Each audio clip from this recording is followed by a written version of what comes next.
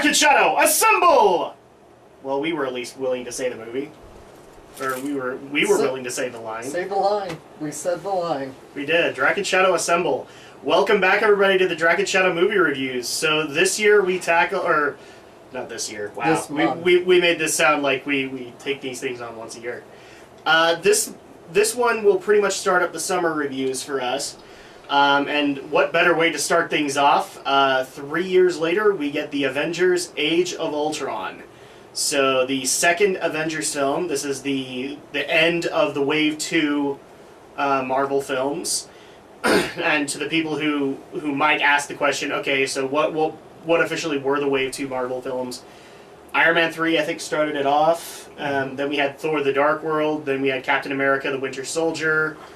And I want to say there's one more in there. Guardians of the Galaxy. Guardians of the Galaxy was also a part of that. And then it all ended with Avengers. Aside from other things that you can maybe claim. I mean, I kind of wonder if you could call Daredevil part of the Marvel Cinematic Universe. Obviously, Agents of S.H.I.E.L.D. is connected to all of that. They have done episodes where they are in the aftermath of those films.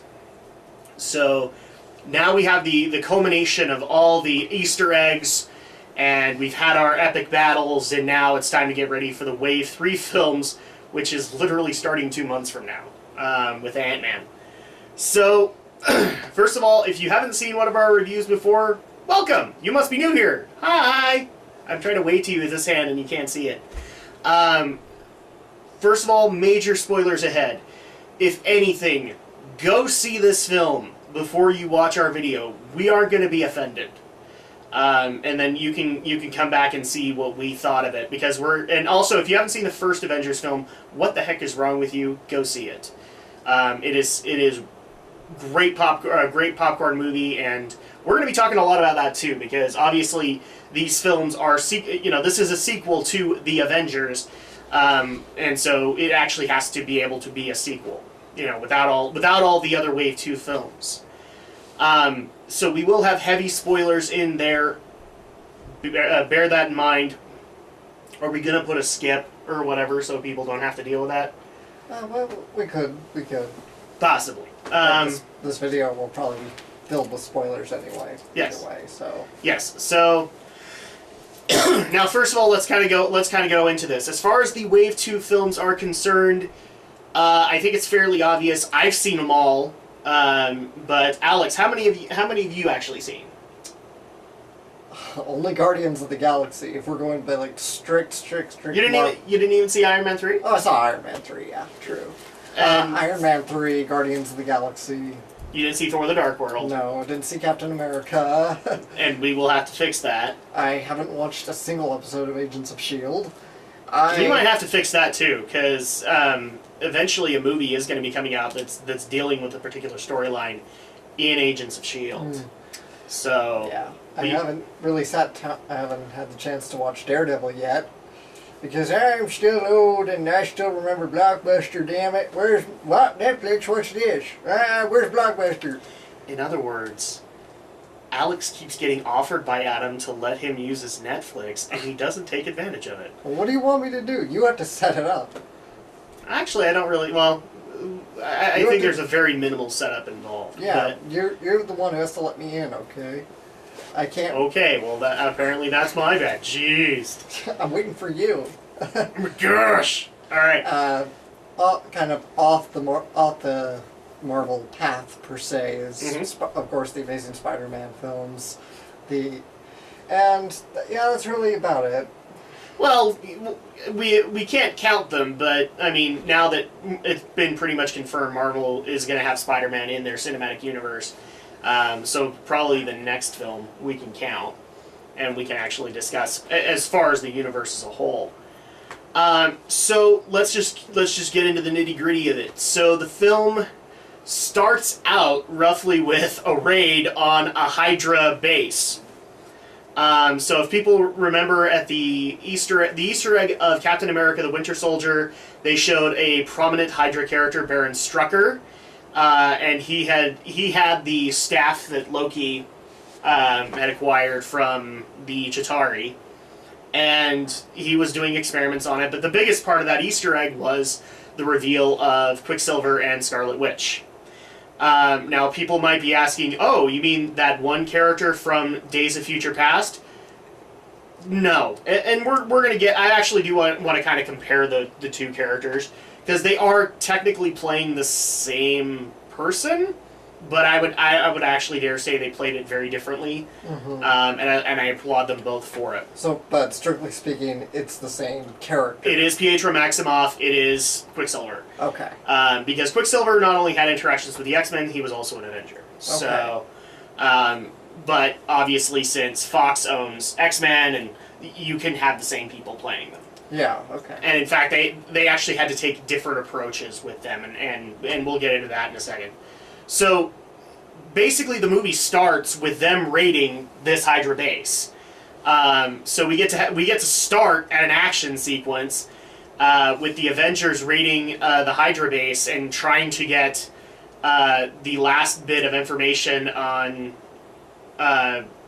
whatever Hydra's researching from the Chitauri and all of that, which ultimately ends with the twins, or Quicksilver and Scarlet Witch, and they are brother and sister in the Marvel's universe, getting out and actually kind of, trying to follow Baron Strucker's commands without necessarily being a part of Hydra, if that makes sense. So we have a moment where Scarlet Witch starts playing head games with Tony, and we also have where Quicksilver goes out and actually fights with Captain America and with Thor. And people might be asking, okay, well, this is high budget. Did they actually try to find ways to cut certain people out so that they didn't have to pay them that much? Actually, no.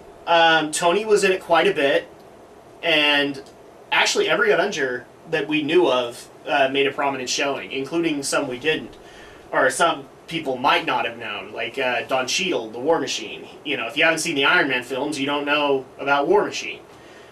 Or, if you haven't seen the Winter Soldier, you don't know about Anthony Mackie and Falcon. So they get the staff, and Tony decides he wants to do some research on it. Now, this is going into heavy spoiler territory. If you have seen Guardians of the Galaxy, then you know the concept of the Infinity Gems.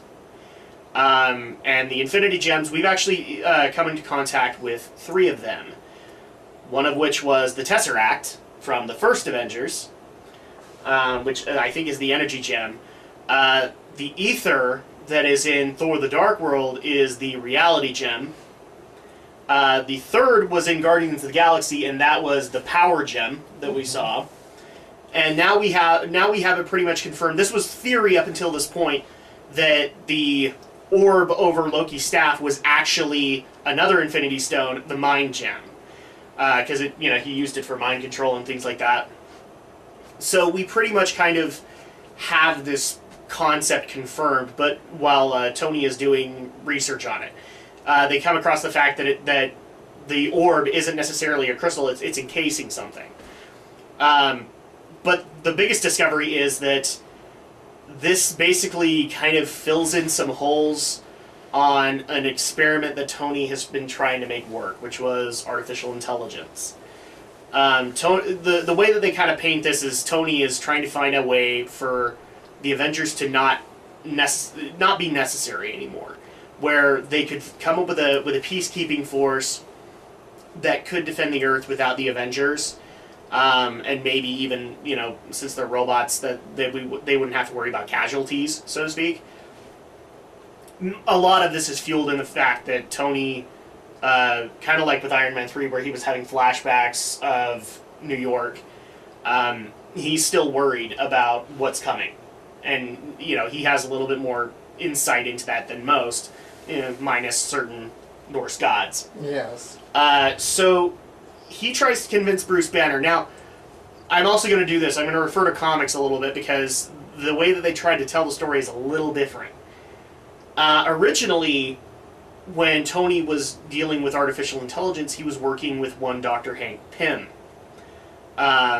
So this is one of the major variations that they did, because Hank Pym is Ant-Man, and we haven't had Ant-Man yet. In fact, I think in the Ant-Man trailers, the elderly character is Hank Pym, as far as this is concerned. They're going to start with a younger one. So, in this case, they decided to put Bruce Banner and Tony together to try and create artificial intelligence, which they called the Ultron Project. So they take their 3 days and they try to make artificial intelligence work as best as they can, and they can't make it work. And Tony has given up. He actually is going up for a party. Since this was like the last Hydra base, they are getting ready to kind of go their separate ways. And this is where they find an interesting way to introduce all of the other minor Avengers or minor characters that have come in the other films, like Don Cheadle, Anthony Mackie. I'm trying to think if any of the previous other films did it. The Guardians of the Galaxy aren't there, and they aren't expected to be. So party's going well. And then finally they have probably one of the better segments. This is kind of an overall comedy segment of the film where people are trying to understand Thor's hammer and why he's the only one that can use it, and they don't like his reason, which is because he's worthy. You know, we all remember the Thor movie.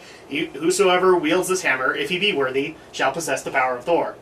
It's on the hammer. It's the way that hammer works. And so finally, Thor kind of gets tired of trying to get people to agree with this and says, hey, if you think you're worthy, step up and pick up the hammer.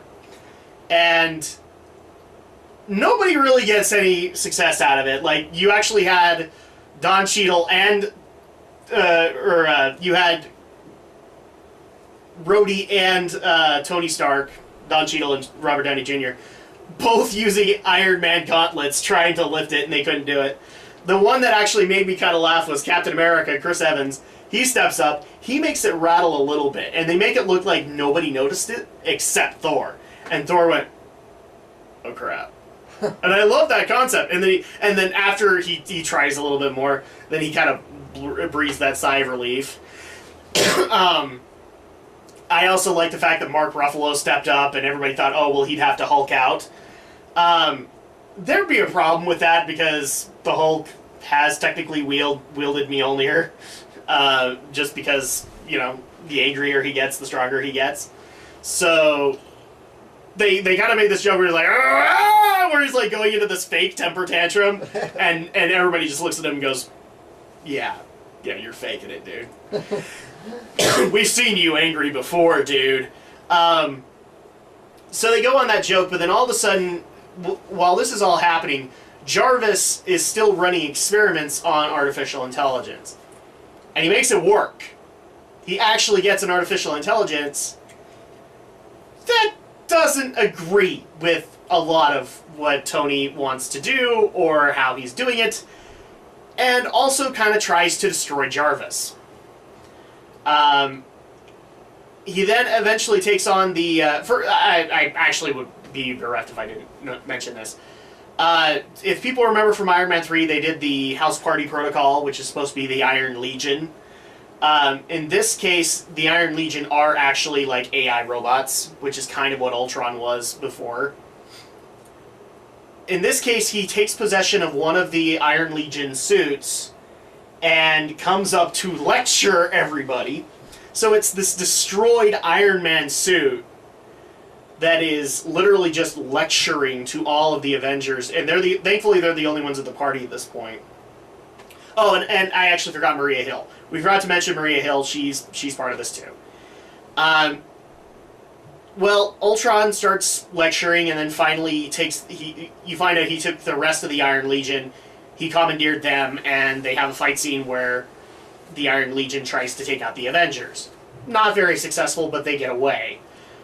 Which was their overall intent, because while he's been working on, or while he's been distracting the Avengers, he's also been going through the internet. I mean, seriously, Skynet, you ought to take notes. He's been going through the internet to the Hydra base that they just raided, and has been activating their facilities to make Ultron bodies, basically. So at that point, it becomes a race of trying to track down Ultron, trying to figure out his motives, and in the meantime deal with all of the little subplots that we're dealing with on the individual character level. So Hulk has some issues, Black Widow has some issues, and we're going into that, and I want to get into that a little bit when we actually delve into their characters, just to compare them between Avengers and now, and I'll interject the other movies too. So they catch up with him where he is meeting with, and I kid you not, because everybody was absolutely excited when this happened, Andy Serkis was playing a Ant-Man villain, which is, I think is actually called Dr. Claw, or the Claw, kind of thing. And so they tried to make this kind of subtle connection between him and Hydra. And at this point, Ultron has tracked down Scarlet Witch and Quicksilver and recruited them to his cause. And also come to talk to Claw because he wants to get his hands on vibranium. Because we thought that there was only enough to make Captain America's shield. No, there's way more of it in the nation of Wakanda. So this is kind of subtly hinting at Wakanda eventually becoming a thing. So he makes a transaction for all this vibranium, and the Avengers come in to stop him. Well, Ultron was kind of prepared for that. So he had the Scarlet Witch. He was also what's the word I'm looking for? A telepath. Get into each of the Avengers' heads and basically take the fears that they've been dealing with since the first film and magnify them. And one of which that she gets her hands on is the Hulk. And so the Hulk starts raging in South Africa, which is, if people have seen the trailers, this is where, because of all the head games, Tony's the only one that's not being played with, so he has to call in what he calls Veronica, aka the Hulkbuster armor. So that's where we got to see Iron Man versus the Hulk in Hulkbuster, and that was an absolutely funny fight scene. Like, yeah, an entire city was getting destroyed, and I know I've criticized DC for doing that, and I'm not saying that, here's the thing, the Hulk destroys cities, that's what he does. That's literally the prospect of it. Plus, Iron Man was trying to get citizens out. He was trying to get people out of the line of fire. I just love those moments where occasionally Iron Man would just launch a really big hit, and then you'd see Hulk spit out a tooth, and the first thing that happens after that is you go right into the Iron Man suit, and Robert is like, oh crap, I know what I've done. He's like, I'm sorry. Boom! And then we go into it again. And it was more of that, and so I just love the fact that they kind of took the humor with the concept that, the Hulk is the Hulk, but Tony doesn't want to fight the Hulk. Tony likes Bruce Banner, but at the same time knows what the Hulk is. So they have that fight, kind of magnifies all of the fears that we're having to deal with, and now they've trashed South Africa. So they have to go lay low for a little bit, and we actually get a little bit of character development with Hawkeye, because we actually go to his farm out in the middle of nowhere. It's a safe house. It's where his family is. And that's the thing, is, they've kept Clint Barton a mystery in most respects because he doesn't want this coming back to his family. And I actually like that idea, and we'll get into that a little bit more in detail when we get there. But basically, they all kind of start coming to the conclusion that they need to stop Ultron, and the way that they have to do that may not necessarily be the way that others might agree with. In fact, this is, the epic moment that got shown at the Marvel convention where we actually got to see Tony and Steven Rogers going at it, kind of the prelude to Civil War, because they both have a different way of handling the situation. So fast forward a little bit, Ultron has also another plan in mind. He wishes to... He despises the fact that he is what he is because Tony made him, and he has a lot in common with Tony in his artificial mindset.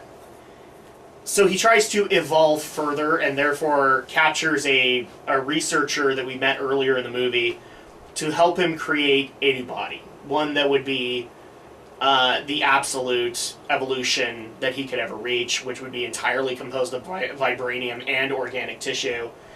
And then he would use the staff, because now he has the staff. He would use the gem within it to power it and also power his consciousness. In a lot of cases, if comic fans are looking for a reference and don't know Ultron, if you know who Brainiac is from the DC universe, Ultron and him share a lot of similarities. So now it actually becomes a problem because, well, we don't want him to have this new body. Obviously, it's a very powerful one. So the next keep away from Ultron is basically in, what was it, South Korea? Yeah. South Korea, where they tried to get this body that he's working on and destroy it, because obviously it would make Ultron invincible, and they're already having enough problems with Ultron being in the internet and trying to keep him away from the nuclear launch codes, which is hard, but ultimately interesting to watch. So they have this fight scene and bring back this chamber that is housing this being in back to Avengers Tower. Except Tony notices something interesting, because when he looks deeper into it, he actually finds that a little bit of Jarvis is actually in this construct. And therefore he wants to bring it to life, because he thinks that Jarvis would be able to help counter Ultron, because he knows a little bit more. Tony has the theory that he's actually been fighting him on the internet. That's why Ultron hasn't gotten the nuclear codes, is because Jarvis has fought him every step of the way. Obviously, Cap is not happy about this, because that would mean bringing Ultron back, or, Tony doing experiments again that would create another Ultron, and then they'd have another problem. This, in turn, actually creates the Vision, which is another Avenger, and also a wonderful concept to get. A lot of people have loved the Jarvis voice, and this actually allows for, I think it's Paul Bettany, who's playing him, to actually have a character. And so the Vision isn't necessarily Jarvis. He's something entirely new. But since part of him is the mind gem, he is an entirely new consciousness and does not agree with Ultron. Fast forward even more, it's even more character development, and then we go to the nation of Sokovia, which is actually where Quicksilver and Scarlet Witch are from. And by this point, they've actually realized that Ultron tried to woo them in and say, I'm trying to save the world. Well, they made a weird mechanic where Scarlet Witch was not able to read his mind when he's in the metal body, but when he was transferring his consciousness into the Vision body, she could read it and saw that he had nothing but destruction intended for the Earth. So now they've kind of switched sides. They are now siding with the Avengers, and Sokovia becomes the next battleground, because Ultron basically wants to end the world. If he can't fix mankind, then he'll destroy mankind. And the way he does that is he basically makes a vibranium machine that can actually hover the city and create a meteor. And if it drops, it's going to destroy the Earth. I mean, it's gonna pound it into dust. So then it becomes a race of, we either have to destroy this giant city, we also have to get the citizens out of there, but we have to destroy this thing, otherwise if it falls, it's going to destroy the Earth. I don't need to tell you this, obviously good guys win in the end, it's a superhero movie. Yeah. And then they kind of try to resolve things as best as they can with a couple of characters. First of all, they try to set up kind of a new Avengers team, because you can't have people like Robert Downey Jr. in there forever. And obviously, with his character development, the fact that he just created this this robot that wanted to destroy the world, yeah, he might want to take a break. They also tried to do some resolution with Hulk, and I kind of like that one because it kind of hints at what Mark Ruffalo's been talking about on the internet, where he wants to do Planet Hulk. He wants to go have his own film. And at this point, he's earned that with me. I think he gets the character. And then, so they basically try to curb things off and set, as well as set things up for the third Avengers movie, which is going to be the Infinity Gauntlet. or the Infinity Wars. So that's about as much as I'm actually going to get into with the plot. Please go see it. I know I skipped a lot of stuff, but the reason I did that was because of the characters themselves, and I actually wanted to go a little bit more in depth with them. So first of all, likes and dislikes with the film. Alex, why don't you go ahead? I've been talking for a while. Well, Adam, I myself really enjoyed the film. It was a lot of fun to see it. There was so much action, so much going on. It's a wild roller coaster ride of a popcorn flick. I had a great time watching it. So yep. I think the cast is wonderful. The whole cast is wonderful. And I love this movie, compared to the first one, that we get so much more character development, and we're going to get into that a little more, certainly. So who'd have thought for a sequel we were going to get so much more and considering development? Considering that, like, when you look at the Avengers, yeah, there were a bunch of little small fights here and there. Really, the fight that everybody remembers is the fight at New York, because that was the one where the Avengers assembled.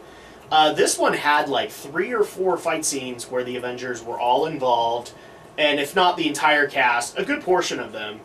And, a lot of people might make the claim that Joss Whedon just wanted to kind of outdo himself. I'm not saying that he did, but I'm also not saying he didn't.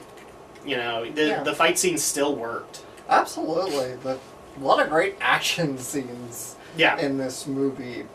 But there was still a lot of time. There was still a lot of breather time. I mean, compared to the last Hobbit movie, which was essentially 2 hours of action, this one had a lot of great breathing time. I thought they kept a nice little balance of big action scene, soak it all in, character development, and then go into the next one. Absolutely, because there's so many just great moments where the characters are just talking and interacting with each other. Be it they're having tongue-in-cheek conversation, be it that they're planning their next move. It's a really nicely balanced film. I think it's very well paced. Yep. And even in regard, the one fight scene where the Scarlet Witch just, I don't even think they actually gave her a name. If they did, I'll double check. But where she messes with their heads, having those moments where I'm not expecting them all to have a group powwow and discuss their feelings, but the way that they actually handled them were really well done. So you actually had. Not necessarily like a big group interaction. You had interactions like with Cap and Iron Man, where they would discuss kind of their viewpoints and whether or not they agreed. And yeah, sure, we got an awesome moment where Chris Evans literally rips a tree trunk in half. But you still had character development happening. And you still had people soaking in what they were what they were experiencing, plus what they had to do to solve the problem. And where I was criticizing Joss Whedon for going the Ultron direction, when in reality, they were hinting at Thanos, I actually like this idea, because they had to have a bigger threat than the Chitauri, and even though the Chitauri are technically Thanos, Ultron provided that in the fact that he was everywhere. He was anywhere. He was any place, and he was forever getting better. He was forever evolving. So there was always a constant threat. How do we stop this thing? And especially in the case of Tony, what have I done? I've created a monster. And the Avengers were not withholding on the fact that Tony had created a monster. They were pretty open about it. But at the same time, you also didn't see them just blaming him all over the place. So, other likes that you had? I thought the music was good. It was really good music. Again, by Danny Elfman. Danny Elfman, yeah. I like the fact that they still kept the original Avengers theme. Yeah. Because I like that one, but I also like the fact that we got other scores on top of that. That's usually going to be the case anytime you kind of replace a composer between movies. I mean, geez, this is I think Elfman's first return to a Marvel movie since probably, I don't know, either Spider-Man 3, excuse me. Either Spider-Man 2 or the Ang Lee Incredible Hulk movie. What was he part of the original Avengers? I don't think so. I'm pretty sure that was just Alan Silvestri alone. Oh, yeah, that would probably be right. I think there was another composer on board with this one too, but I can't recall now. And it could have been that, like, they had the Avengers theme, which Silvestri made. Yep. So at that point, you probably had Silvestri on as kind of a consultant, at least for some of the music. Mm-hmm. So, dislikes of the film. Like, Okay. what did this film not do that you wanted it to do? Well, I think a lot of the... When it comes down to sort of my negatives about the film, it's going to come down to a lot of Ultron himself. Even though he's very... Ultron I don't have a problem with necessarily. He's very well acted. It's an interesting concept. But the character's motives are absolutely cliche.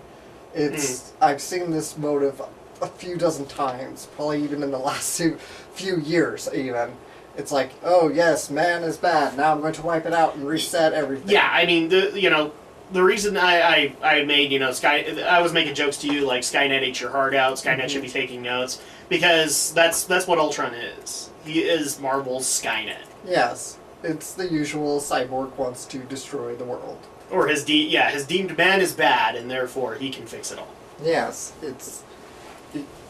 I mean, especially when you first see it, it seems more like it's going to be a case of identity crisis or something, but yeah, then it just devolves into the typical robotic sci-fi plot. And there were a couple of points where I actually thought it was going to tip. I actually liked the last interaction that Ultron gets with the Vision, where they have their viewpoints and thought, and Ultron stays true to character in thinking that Vision is horribly naive and attacks and is destroyed, but Vision's character is naive. I actually love the joke that the Vision kind of looks at him and goes, well, technically I was born yesterday, Yeah, that's a great moment, great line. So Ultron was your dislike of the film. Yeah. And maybe just there's a little too much backstory that's hidden in like every other single Marvel movie. I get these are supposed to be connected, but at the same time, can you really expect everybody to have seen every single movie over the last 4 years?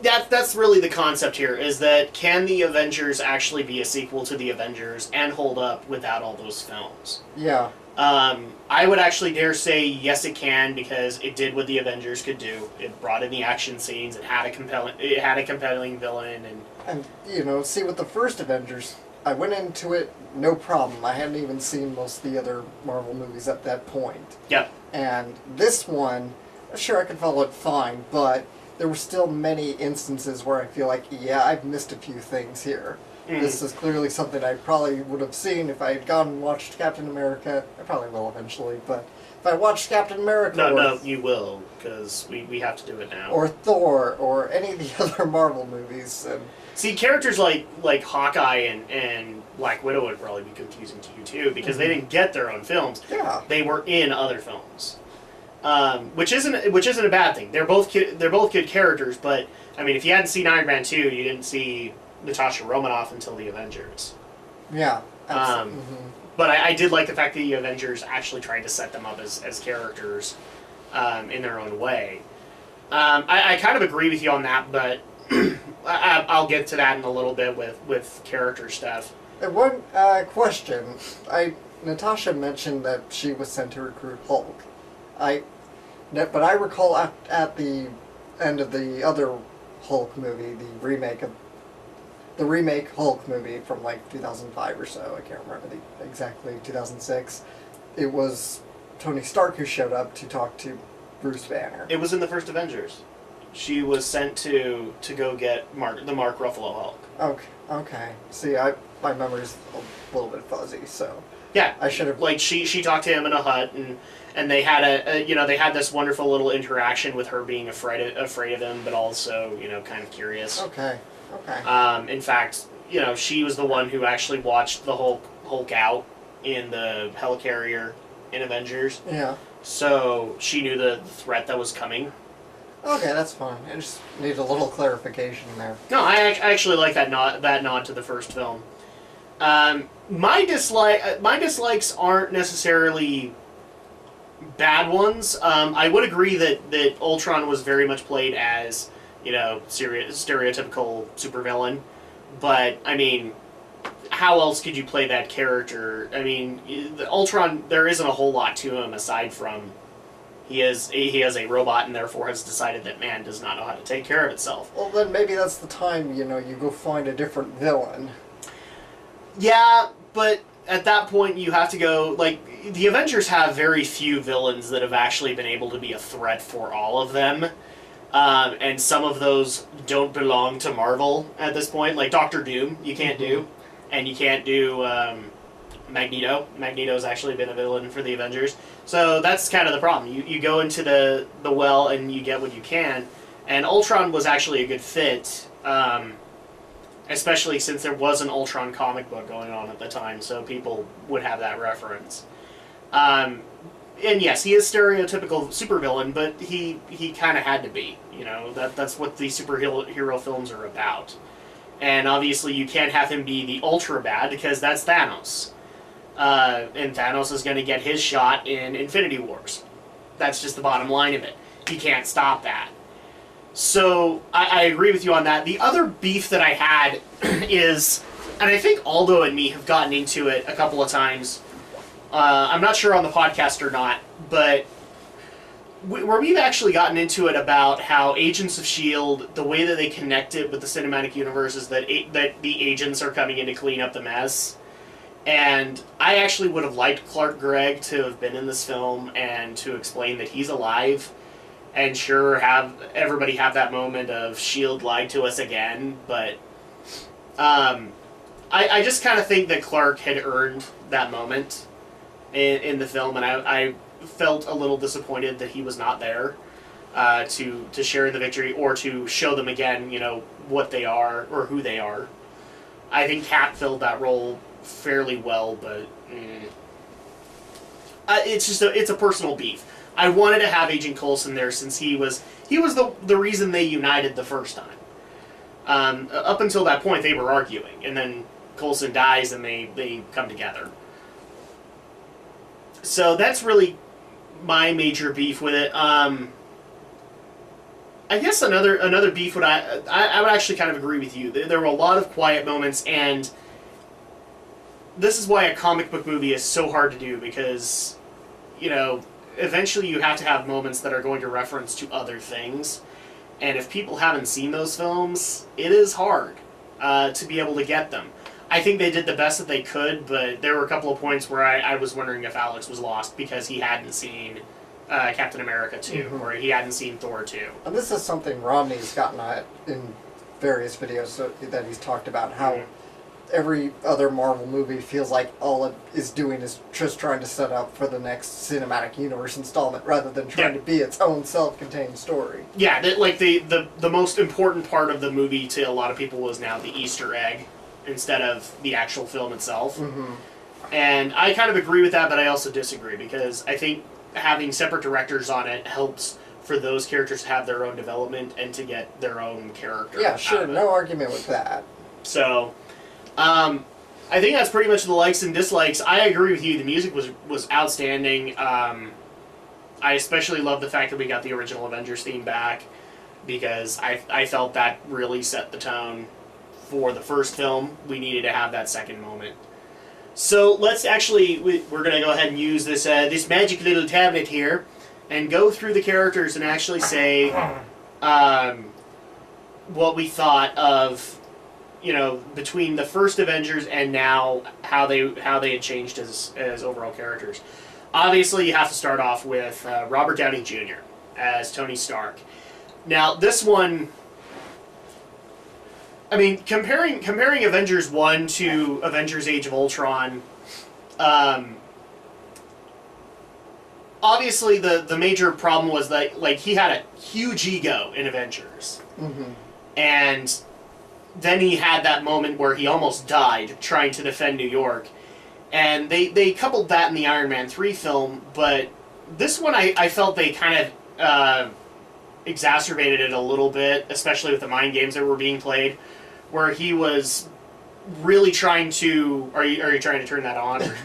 Yeah, sorry. It's okay. I'm technologically impaired. Apparently so. And yet he's the one that uses the camera.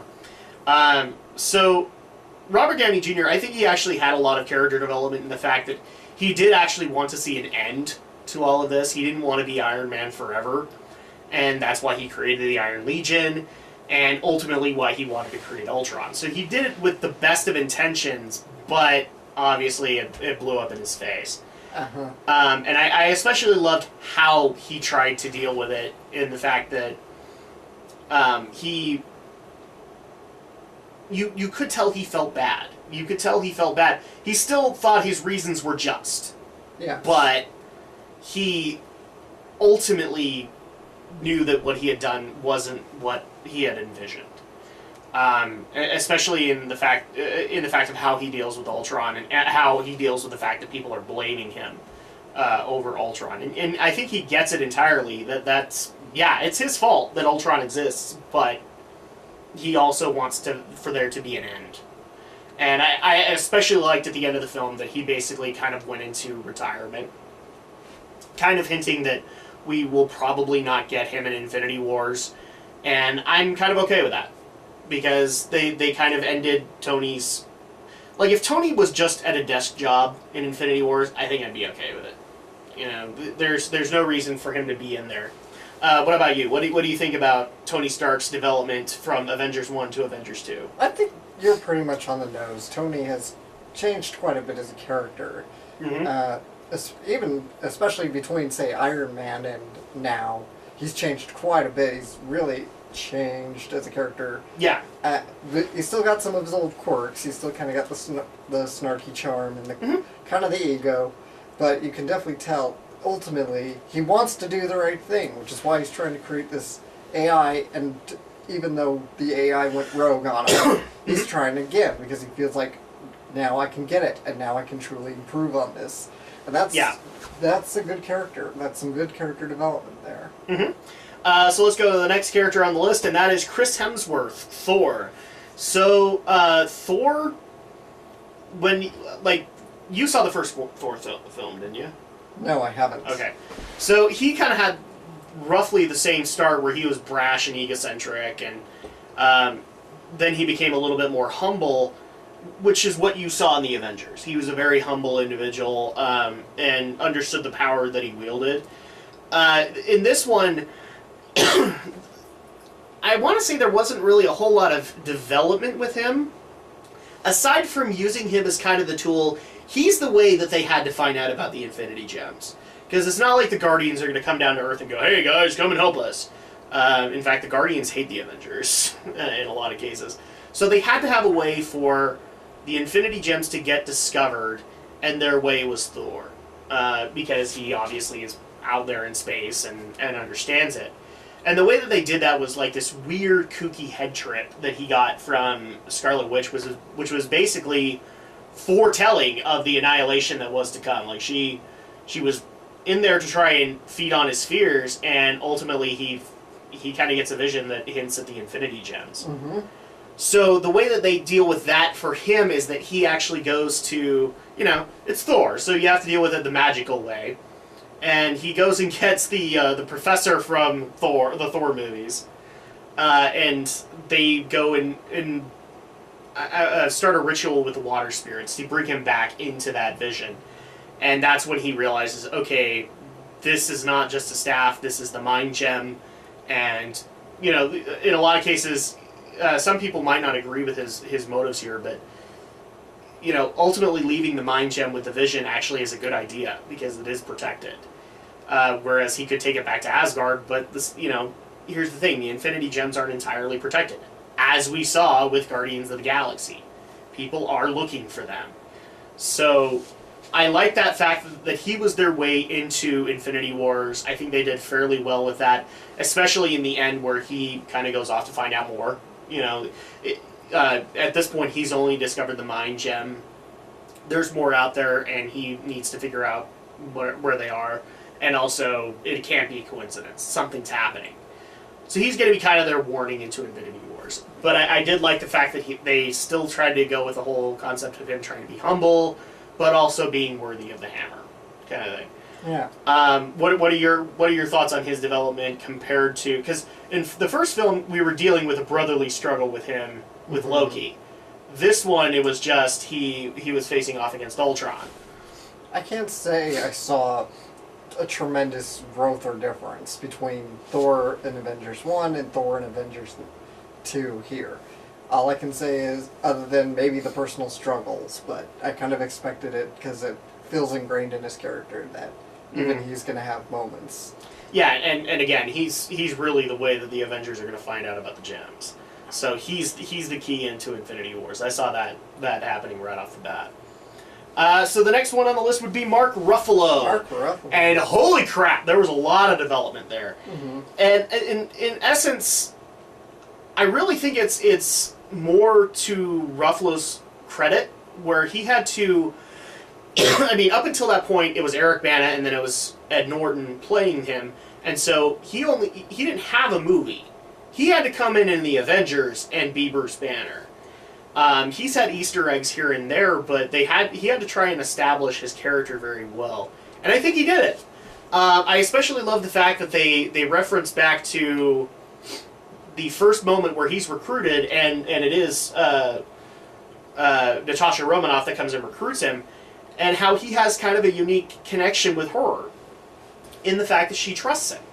So, in fact, one of the things that's really cool that they did was they created I guess they called it the Lullaby Protocol, where Natasha is actually able to get him to de-Hulk, get him to calm down. And a lot of that I saw in the fact that, you didn't have any of the Hulk-centric female characters, so you had to have somebody, and they had Natasha. But I also like the fact that they kind of hinted at a romance between the two of them. Yeah. In the fact that they both felt like they were monsters inside and couldn't relate to anybody. I like that idea. They were kind of misfits helping each other out, I get that the comics have put Natasha Romanoff with a lot of people, but this one actually worked in this simple fact. They were misfits. They were monsters. Nobody could truly understand them but each other. And I especially found it really sad when the Hulk goes mad. I mean, that throws Bruce for a loop, because it's just like, where am I safe? Where can I actually be myself and not hurt people? Because the very second that I let the Hulk out, it's done. Cities can be leveled. I thought that was especially shown in the South Africa thing, where Bruce kind of, like, when he de-Hulks, he sees all these people so afraid and this city just destroyed around him. And I loved the reactions that we got from Mark's acting. And I also like kind of the resolution that he comes to when he is stuck in a shuttle and he's supposed to be meeting Natasha somewhere, and he ultimately decides no. He turns off the monitor, and this kind of, I guess, is kind of a way to hint into Planet Hulk, and I like that idea, because Mark has owned this character. He has done far better than what I think Ed Norton or Eric Bana did with it. Mm-hmm. What are your thoughts on Mark Ruffalo as the Hulk? Mark Ruffalo is a fantastic actor, period. And yeah. I agree. He makes it for a great Hulk. And I've seen both Eric Bana and I've seen Ed Norton. And they did okay. They did fine for those movies, and you're right. Mark Ruffalo had to just kind of come into this kind of almost blind, because he didn't have the other movies to fall back on. He didn't have a movie to fall back on. Yes, to like some of the other characters here. And, Natasha is a good foil for Hulk. And I also want to get into his relationship with Tony. I'm glad, because I do too. Because that's definitely kind of changed between movies here, where in the first movie they were very much at odds with each other. Well, yeah, they were the typical, we're two scientific minds, we disagree kind of thing. And, well, here, I think they were a little more kind of at odds with each other in the first movie, to the point they argued a little more. And here they were a lot more cooperative. They still had those moments, of course, where they are two, you're right, two scientific minds that. Well, and not only that, but they were like, where one of them was a biologist and one of them was a technologist. Mm-hmm. So it's just like, typical biologist, you have to follow all this. Oh, typical technologist, you think everything can be fixed. Yes. It's a usual trope that's done in film, but it was done really well with these two characters. And you got the two great actors. You got Robert Downey Jr. You got Mark Ruffalo together. Yeah. I've mentioned Zodiac a few times, which is on Geek News, which is kind of the movie that really introduced me to Robert Downey Jr. because that was that unique point in Downey's career. That was right as he was starting to finally come back after his terrible past, pretty much. Yeah. And of course, Mark Ruffalo is also in that movie, and both of them exchange a lot in that movie. Mm-hmm. It's kind of reminds me of their relationship in that movie to this one. It's only a little less friendly. And one of the things I actually think also kind of helped, and if people haven't seen Iron Man 3, you need to track down this Easter egg. That was actually kind of the defining moment where they became friends, where you know what I'm talking about, right? The Easter egg where it's actually found out that, well, Tony's been on this psychological couch. It's been Bruce Banner that he's been talking to. And, Bruce had the reaction that he would have. Is like, what? I'm not a psychologist. I mean... No, no, he's not at all. And I love the fact that they eventually even came together in their mindset on the Vision. They realized that, okay, if Jarvis is involved, maybe he can fix this. Because it actually came down to, like, in a Civil War sense, it was Cap versus the Hulk and Tony. And I actually think they really played well off of each other. Both in the first film where they had to be skeptical of one another, and in this one where they had to be scientists together. Yeah. So the next one down the list would be Chris Evans, Captain America. Here's the problem. Between Avengers 1 and 2, there isn't a whole lot of development for Chris. A lot of his development was in The Winter Soldier. They really kind of focused on one simple element for him. He's still the man outside of time. He still misses the people he grew up with. He still misses his unit. He's having lots of trouble trying to assimilate into this new modern society. And that also kind of plays into the Scarlet Witch vision for him, which was like this World War II reunion. He could go home. Mm-hmm. And I also love the fact they brought in Agent Carter to help with that. And so, in a lot of cases where... I'm actually trying to think, did he have any other development aside from that? Not really, aside from being a common sense foil for Tony. Because they had to set up Civil War. In a lot of cases, for character development, Cap doesn't change. And I'm okay with that, because he is the Boy Scout. He is supposed to be that person. I wouldn't have him any other way. I in fact love I love it that I'm trying so hard not to say things over and over. I love the fact he just stays the way he is. He still is going to save as many people as he can. And he's going to go down trying. I especially love one of the lines. I think one of the lines that he said in the film really just explained it. If you get hurt, you hurt him back. If you die, walk it off. Because he was going to give it his all to save everybody that he could. Mm-hmm. And so, in a lot of cases where a lot of people would say that isn't character development, that isn't evolving, I would agree with you. But Cap doesn't need a whole lot of evolution. I still agree with what I've said before, where Captain America the Winter Soldier is everything Man of Steel tried to be and did it better. Or everything Man of Steel should have been. And I still think that this Captain America is still better than the Superman we gotten from Zack Snyder. Right. And I don't mind that he doesn't have character development. What are your thoughts on... I think Chris is still just nailing it. I think he gets the character. Chris Evans is a great actor for the role, but I can't really say much more on it. Yeah, I mean, he doesn't really develop as much. He's really just kind of the stereotypical leader, and he is Captain America. Yeah. So we can't really go too much into him. Scarlett Johansson, holy crap, there was a lot of character development with her too.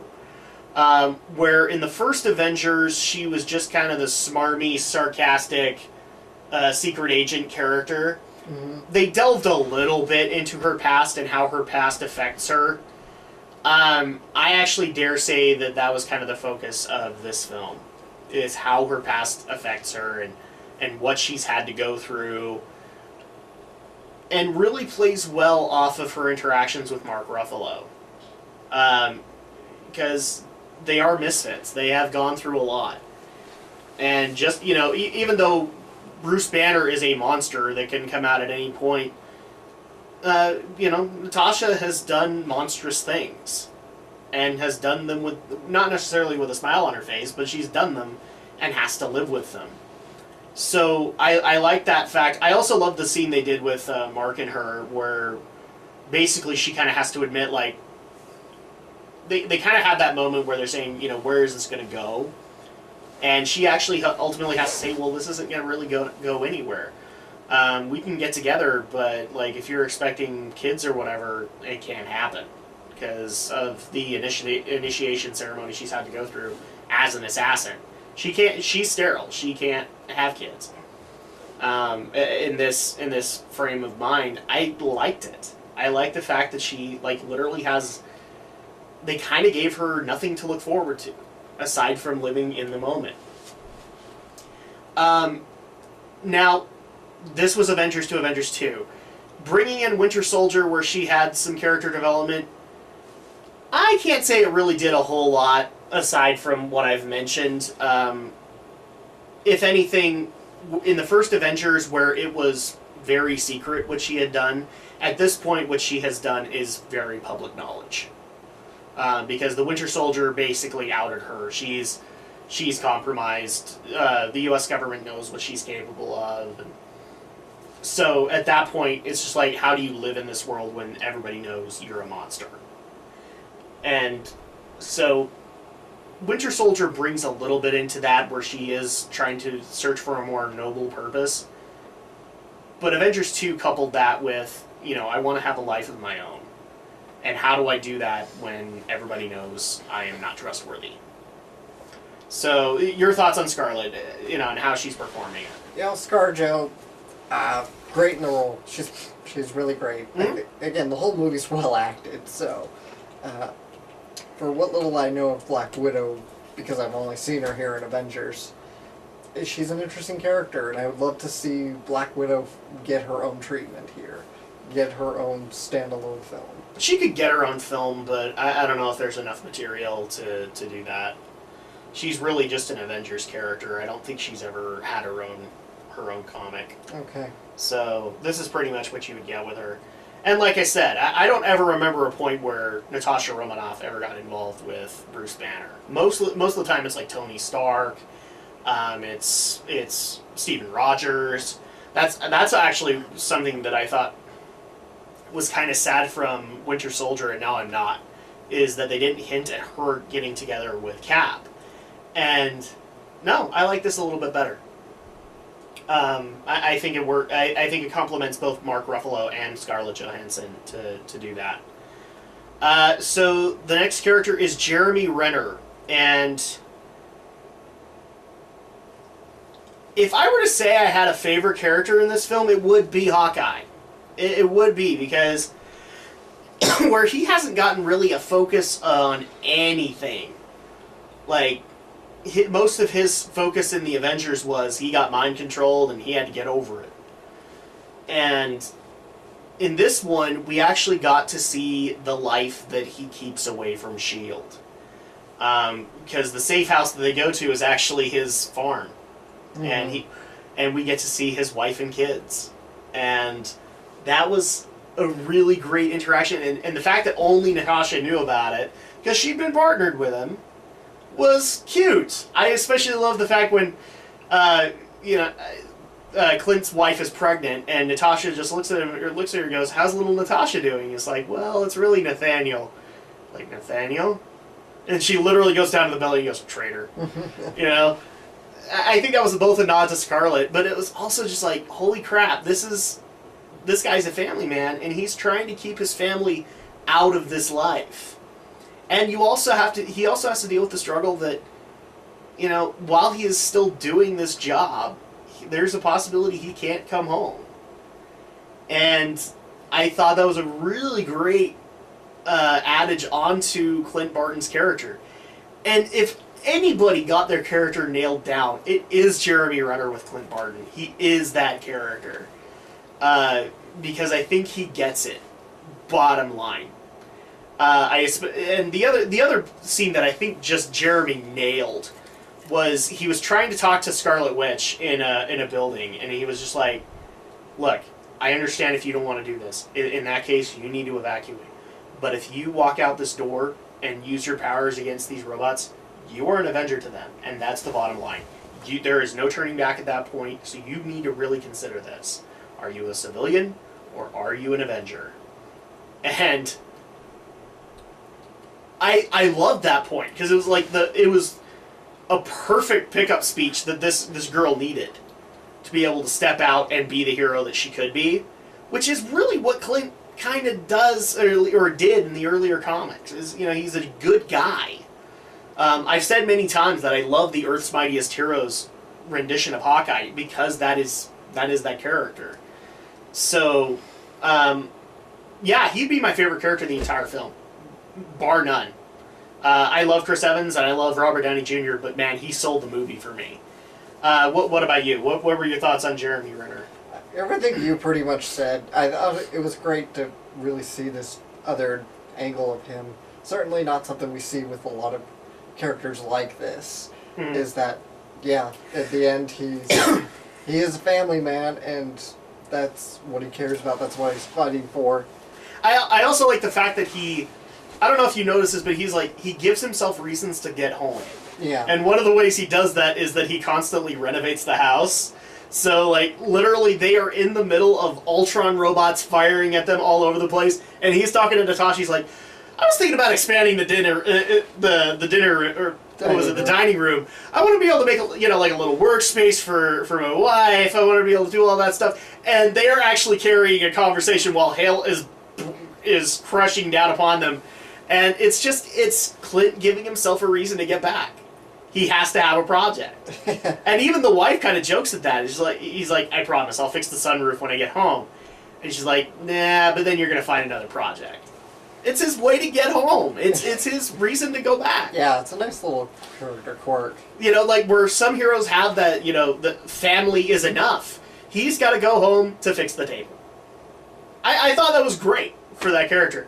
I also thought that was a great nod to the comics where there actually is a Hawkeye story where, like, he's the superintendent of an apartment building that is always, like, in the wrong place at the wrong time. Like, all the Avengers fights happen there, and since he's the super, he's got to fix it all. So it was just like, I thought that was a nice little nod for Clint. So, yeah, bar none, he was my favorite character of the entire movie. Okay. Next character on the list would be... that would be James... Well, actually, let's skip him, because it's the villain. It's Ultron. We've made our opinions, I think, on him. You know what? I actually have a little bit more, but I want to do him later. Samuel L. Jackson. Nick Fury. Nick Mother Effin' Fury. So really much more to say. It's Nick Fury. Here's where it's a little bit different. He's actually the one that I can't explain to you, because... You didn't see Winter Soldier. He's technically supposed to be dead. He's not the head of S.H.I.E.L.D. anymore. In fact, Agents of S.H.I.E.L.D. has actually put Clark Gregg in charge of S.H.I.E.L.D. Nick Fury is just a guy. Well, apparently Coulson's supposed to be dead, but he's alive, isn't he? Well, yes, but what they did basically was... the Winter Soldier had a moment where the Hydra agents... killed Nick Fury, and the only way to convince them that he was dead was for him to die. Okay. And so, at that point, he had to stay dead, so that, you know, there was going to be no problems with that. So now he's undercover, he is doing things his own way. Also, the fact that, you know, he felt responsible for Hydra infiltrating S.H.I.E.L.D. and for S.H.I.E.L.D. being the way it was. So he also just stepped away, because he knew he wasn't the man to run it. So you missed out on a lot of that development. But it's Nick Fury and it's Samuel L. Jackson. There really isn't much to add to it. Yeah. He walked in as a badass. He walked out as a badass. You know, that's what he was meant to do. And in compliment to the original Avengers film, where he was kind of the inspiration to bring them together, you know, to basically say, don't let Coulson's death be in vain, he kind of was that in this one. You know, he's like, I have faith you will fix this problem. I have faith you will resolve it. Yep. And that's really what Samuel was there to do. All right. Don Cheadle. So this is where I kind of get into stuff because you've seen Iron Man 3. Yes. So you've seen Don Cheadle as War Machine. And Iron Man 2. And Iron Man 2. So, well, yeah, that's right. Because he took over at that point. Yeah. Not really a whole lot of change in that character. We got to deal with the whole concept of Rhodey. I want to say Cheadle every time. Of Rhodey thinking that this should be something implemented in the military with the whole Iron Patriot storyline in Iron Man 3. But now he just realizes that this armor can only be safe in his hands. So, yeah, not really a whole lot of character development for Don Cheadle. I did like the fact that they kind of brought him in as an Avengers B team member because, you know, he is to be considered. Mm-hmm. Heaven forbid, you know, he hasn't gotten half as much focus in the Iron Man films. So, I like that idea. The next one would be Pietro Maximoff, Quicksilver. Okay, so now we actually have to get in here. Aaron Taylor Johnson. So, we're not going to compare him between the two films because he wasn't in Avengers. But Days of Future Past had Quicksilver. And it was a different actor. And I actually would say respectfully that they both did well given the medium that they had to work with. Yeah. They're pretty much different characters here, different characterizations. Not necessarily. I mean, they both held true to the actual character where he's very carefree. Mm-hmm. In fact, Days of Future Past does that a little bit more, but, you know, there's reasons to that. You know, in Age of Ultron, this Quicksilver has grown up in a war zone. So it's not like he can be happy-go-lucky, but it just comes across differently. Whereas in Days of Future Past, you know, we had those moments where he was playing on the arcade and all that stuff. That's true Pietro.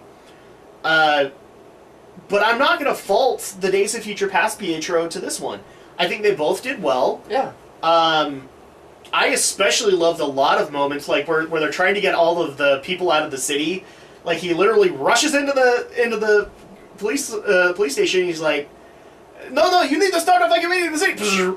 Got a guy playing solitaire. And they just go back to what they were doing, and he literally, he's like, yeah, that didn't work. He comes back with an assault rifle. Get working! Get off your ass. Get off your ass. And I love that concept. That's the happy-go-lucky nature of Pietro. So, I love the fact how this guy played it.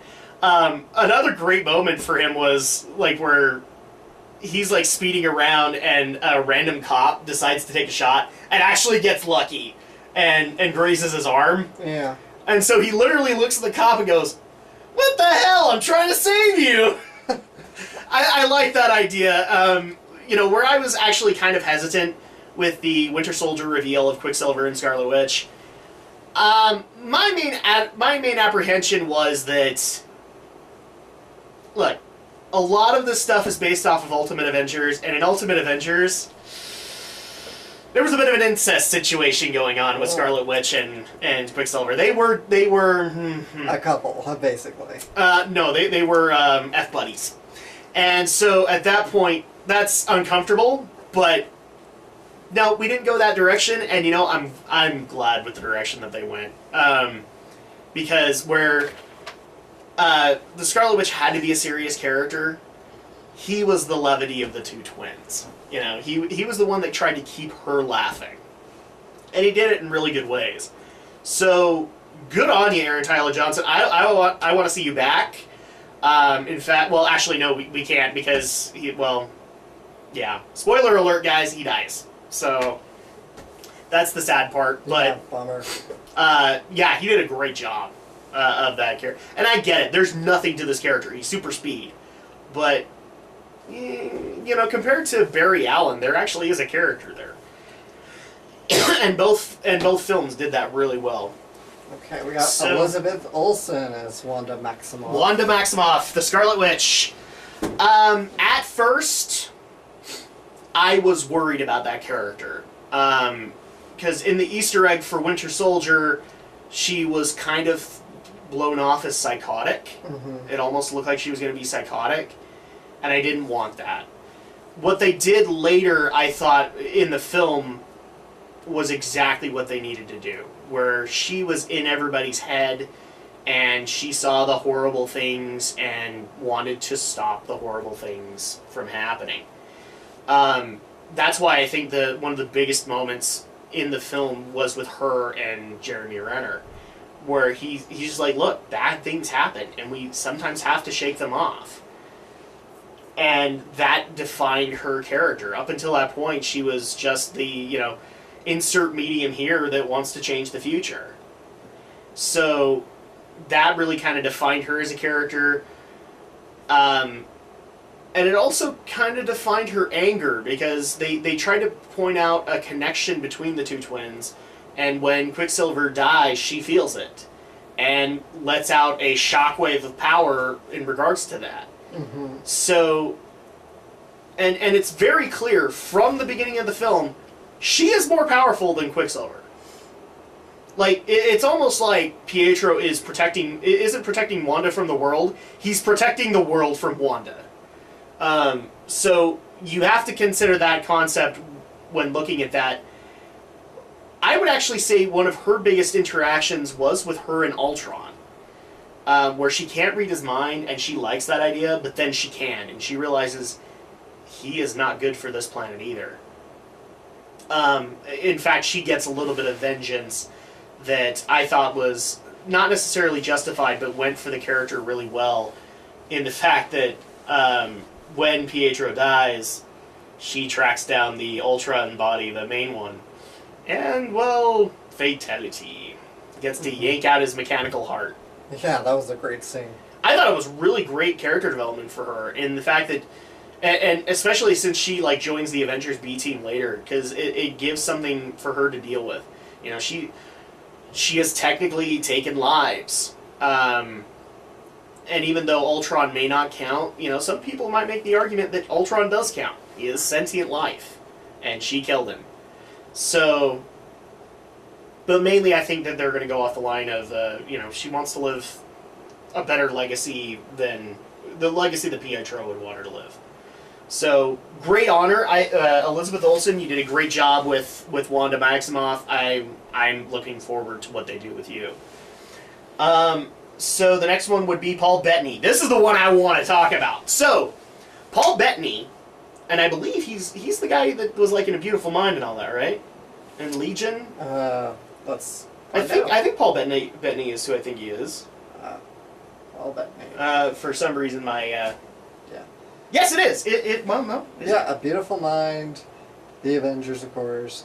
Yeah, because he's been playing Legion, or he's been playing Jarvis the entire time. Mm-hmm. And he's been doing a great job. People love the voice of Jarvis, so much so that he actually got a phone app where, you can get ringtones from Jarvis. Yes. So, I love the fact that they decided to incorporate the Vision into this film, but they decided to give Paul Bettany that role, in the fact that Jarvis would be part of the Vision.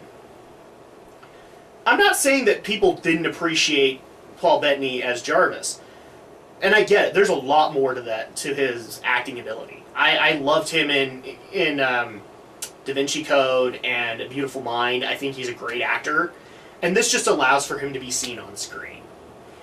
And I mean, I don't think he had a problem with being put into a bunch of makeup and all that. He did Legion, right? So he's done makeup and stuff before. Yeah.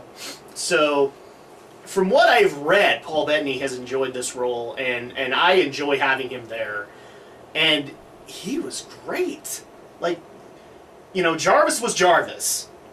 But when he actually got to be the Vision, it was great. You know, it literally was him discovering things for the first time. And I thought one of the more defining moments, like I said, was the last interaction he gets with Ultron, trying to determine, you know, are humans worthy of what they have? No, but, you know, something beautiful always has to end. And so, Paul Bettany, hands off to you. You took that character from being just a simple AI to being a character we can look forward to in the next couple of films. Yes. So after Paul Bettany, we have... we kind of loud... Oh, here we go. Kobe Smothers, who is... actually, Kobe Smothers... Maria Hill, not really a whole lot I can say about her. A lot of her development has been in Agents of S.H.I.E.L.D. and as a side character for Captain America. I still like her as Maria Hill, but I really wish they could do more with her. Anthony Mackie, I wished he was in there more. Having Falcon in there a bit more, but I did like the fact that he was part of the B team, which means we will be getting development for him later. There's just a moment where the S.H.I.E.L.D. helicarrier comes in to try and save evacuees, and they brought in the War Machine, and I was like sitting there going, bring out Falcon, bring out Falcon, bring out Falcon, and he wasn't there, and that bothered me. But I completely love that character, and I would love to see more done with him. After that is Haley Atwell. Peggy Carter. Yeah, not really a whole lot we can say, because Agent Carter was just kind of mind vision. Same thing with Idris Elba. I think that's pretty much the cast. Yeah. So let's get into the one that I wanted to save for last, which was James Spader as Ultron. Well, James Spader's a great actor, and he played the role great, but I made my 2 cents on the character. I would also... Well, I would actually add more to it. He did a lot better than I thought he was. I mean, the trailers were all... We're going to make a dozen Disney references. There are no strings on me. I especially love the castle actually had Pinocchio going on. One of the things that I mentioned to you a couple of times was that I noticed the CG actually gave Ultron teeth. And I like that idea because it actually allowed for James Spader's inflection to be shown within the character. I love the fact that it wasn't just a mouthpiece that moved up and down. It actually could grin. It could have those subtle tones, which is really what makes James Spader a good actor, is seeing the inflection. I actually would love to look up to see if maybe he did the motion capture for Ultron, but I don't know. So I love the idea that they gave more character to this CG construct, and James Spader just owned it. Like when he was in when he was the one talking, he owned it completely. He was a great pick for Ultron, and I actually would have it no other way. Disney references aside, he still had a lot of really great moments with the Ultron character. It's just sad that we're not really going to get anything more from him. But I think he did exactly what was meant to be done. So good on you, James Spader. And I'll also send out this little nod to Andy Serkis. Mm-hmm. It was so great to see him in a role that he wasn't CGing, Yeah. that he wasn't motion capturing, so we could actually see his acting ability, because I've been told he's a really great actor. Now we got to see it. And even though he was in the movie for 2 minutes, Yeah. it was gold. Especially since, you know, he had to have his arm ripped off Yeah. by Ultron, and that was pretty horrifying. It's just sad to me because I don't know if we'll actually see him in Ant-Man, and he was technically playing an Ant-Man villain. Who knows? Maybe we'll see him for Black Panther. But it was great to see Andy Serkis not in mocap. Yeah. That beard was atrocious.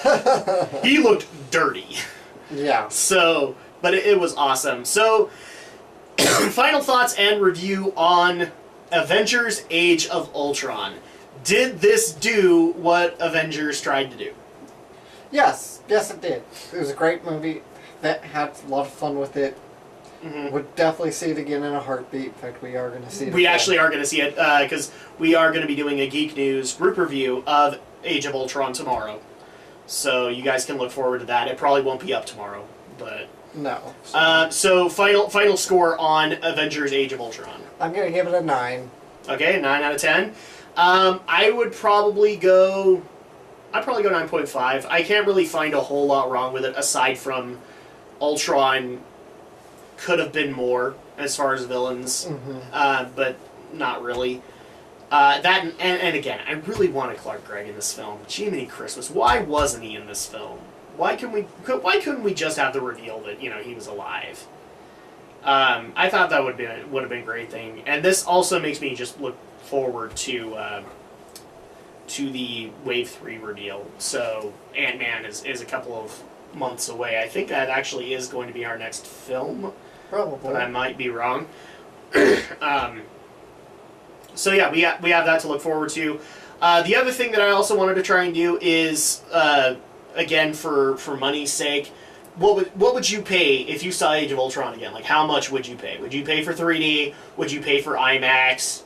Would you go the extra mile and dole out the extra cash? I wouldn't mind seeing this in 3D. This looks like it'd be fun in 3D. I actually think it would. This is one of those things where we also have like motion seats at the local theater that we go to. I would probably pay for both. I'd pay for 3D and for the motion seats just to have another unique experience with the film. Would I pay for like a 3D DVD? Probably not. But that's just because, I don't do that whole gimmick. But yeah, considering that the 3D would be like $12-13 per ticket, I'd do it. Yeah. I'd do it. This movie's worth it. Yeah. Good popcorn flick. And that's our review of Avengers: Age of Ultron. We'll probably get more into detail tomorrow with Aldo and Romney. Probably not as plot related, but we will get into the character development section there. But let's do a double check here, really quick, because I don't want to leave people hanging. But we do need to figure out what our next film is, because I think there actually is one in between. Yeah, I think there is one in between. The next film that we are actually going to go see is Tomorrowland. Oh, okay. On May 22nd. So we get to look forward to that and see what that movie has in store, because the trailers, I think, have been kind of unique for us. So until Tomorrowland, we'll see you guys next time. And if you guys are following Geek News, we'll see you even sooner than that.